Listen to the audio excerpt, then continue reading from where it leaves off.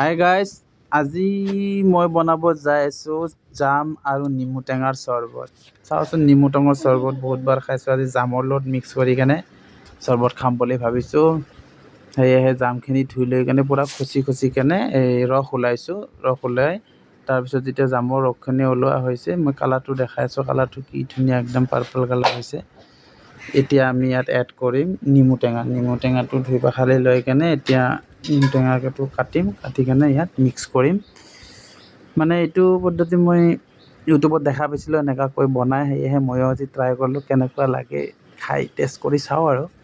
সেয়েহে নেমু কাটি ধুনীয়াকৈ ৰস ওলাই দি আছোঁ। আৰু তাৰপিছত দিলোঁ আমি যিটো ব্লেক চল্ট, মানে ক'লা নিমখ। এইটো হজম শক্তিও বঢ়ায় আৰু এইটো অলপ ভালো লাগে, চেণ্টটোও ভাল লাগে, যাৰ কাৰণে আমি এইটো নিমখে দিলোঁ।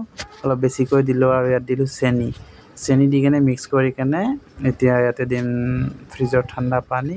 তাৰপিছত গোটেইখিনি ধুনীয়াকৈ মিক্স কৰি ল'ম। লোৱাৰ পিছত যেতিয়া মানে চেনি আৰু আমাৰ নিমখখিনি মিক্সাৰ হৈ যাব, মিহলি হৈ যাব, তেতিয়া মানে আমাৰ চৰবত ৰেডি। সেয়েহে আমাৰ ফাইনেলি পূৰা চৰবত ৰেডি। এতিয়া আমি চেকেনিৰে চেকিব লাগিব, কাৰণ জামৰ যিবিলাক বাকলি, যিবিলাক গুটি, গোটেইখিনিতো মই আতি পেলাব পৰা নাই, যাৰ কাৰণে চেকেনি ব্যৱহাৰ কৰিব লগা হৈছে। এতিয়া আমি চেকেনিৰে এইখিনি চেকি ল'ম আৰু গিলাচত চবকে দিম আৰু নিজেও খাম। চাওচোন কেনেকুৱা টেষ্টি হ'ল বস্তুটো। ফাৰ্ষ্ট টাইম যিহেতু বনাইছোঁ আৰু ফাৰ্ষ্ট টাইম যিহেতু খাম, আৰু নাজানো ইয়াৰ টেষ্টটো কেনেকুৱা, খালেহে গম পাম।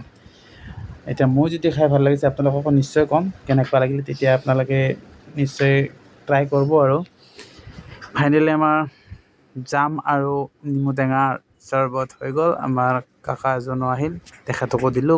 মই আমি গোটেই ফেমিলিকেইটাই মানে খালোঁ আৰু জাম আৰু নেমু টেঙাৰ চৰবত। আচলতে কালাৰটো যেনেকুৱা হৈছে পিংক হৈ গৈছে, কিন্তু খায়ো চাগে মজাই হৈছে। সেয়েহে খাই চালোঁ যে আচলতে অতি টেষ্টি। মানে গৰমৰ দিনত এই জামৰ চৰবতটো খাই খুবেই ভাল পালোঁ। আপোনালোকে ট্ৰাই কৰিব দেই।